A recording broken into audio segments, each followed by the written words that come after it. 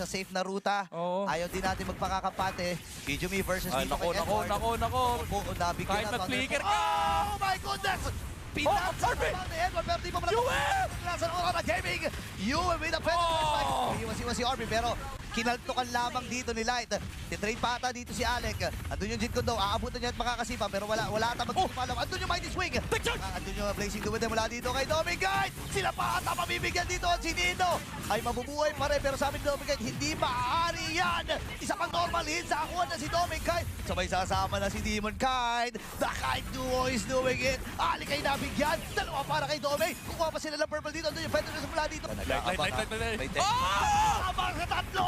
Andun din yung Featherers strike. That layering of skills from Aurora Gaming. Dalawa ang tutuba para dito sa Alter Ego at hindi pa sila tapos. Andun yung Pux mula kay Yue. Mapapakita kay Alec. Parang tinitrete niya si Alec dito. Sige, sipahin mo. pader. Andun yung wall. Flicker mula dito kay Hijumi. Si Edward ay pumasok na rin sa gitna. Edward! Dadali nila. Andun yung tech charge.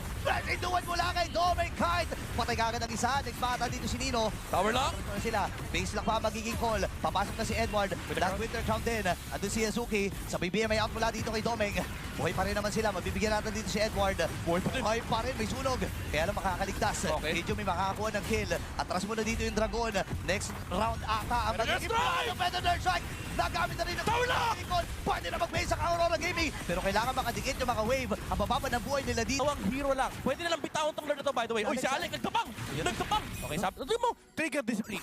Hindi ikaw ang target namin. Oy, Crimson Beacon na ginamit ha. Ang baba na kagad ng Oh! Okay, walang tinamaan yung tech charge. Hindi pa dito itong si Light. Pero sabi ni Demon guys, sige, laban na kagad natin si Edward sa likod! Wala na kagad yung jungle next pata si RP. Two-man down, I repeat.